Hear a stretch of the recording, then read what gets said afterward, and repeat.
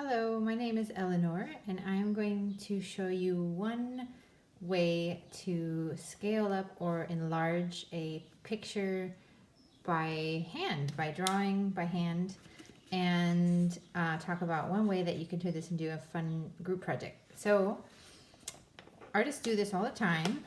I have in my sketchbook here one drawing that I'm currently did small. We do thumbnails, and then you try to make it bigger. And there's no magic tricks. There are just different methods for doing this. So one way that we're going to look at right now, this is a print of an etching by the Spanish artist Francisco de Goya from his Disasters of War series, done sometime around 1820. And I'm going to roughly just take 2 sheets of paper and roughly block off half of this image vertically and half of it horizontally so that I've got a nice square. And then I have taken a ruler. So all I have for this project is a ruler, something to draw with, maybe a pencil or a pen, or pastels or crayons, and a sheet of paper. So I've blocked the etching off roughly into a square, and I've drawn a square but much bigger on my sheet of paper. So I'm going to compare.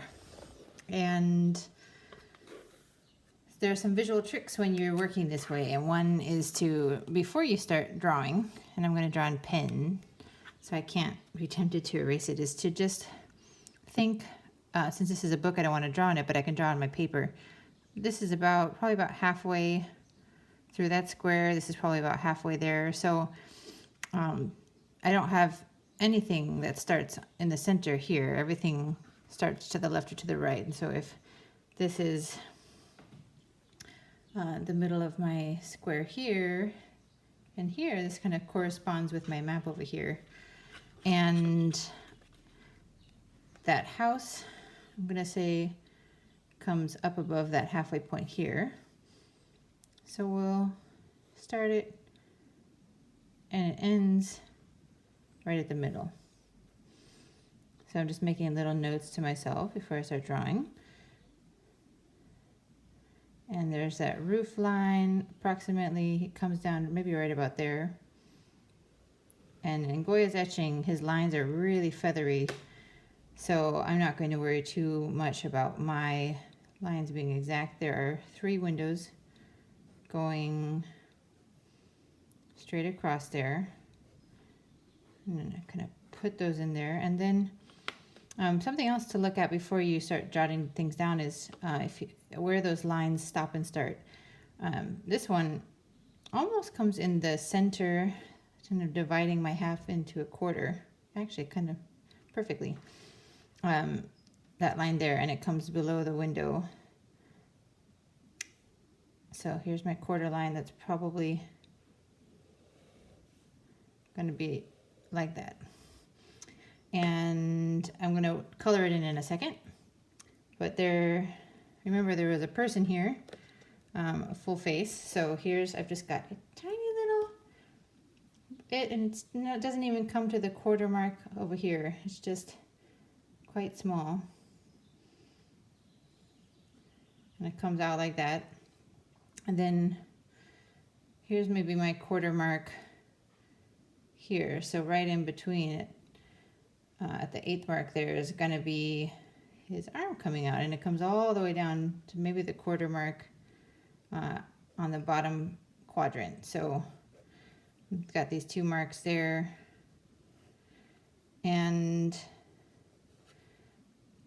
as I said, this is one way that artists can think about enlarging, or anyone can think about enlarging, or blowing up, scaling up an image. You want to see how thick that arm is, and that line is pointing maybe kind of into that 8th mark there.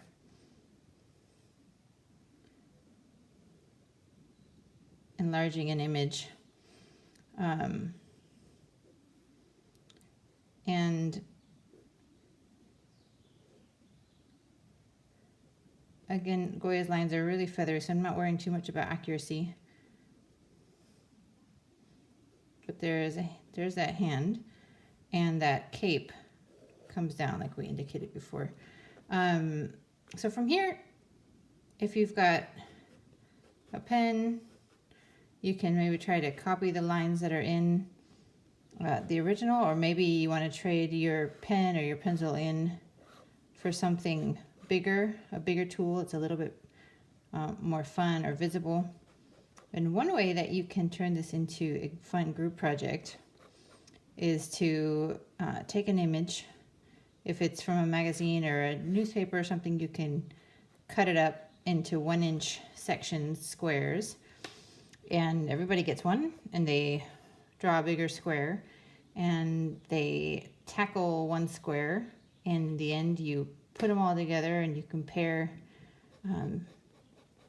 your pieces and see how well your lines line up across the squares that you had and how much it might match to the original. So there you go, some tricks for enlarging a drawing. And next you can move your square over and tackle the next section and see how well it lines up. Have fun.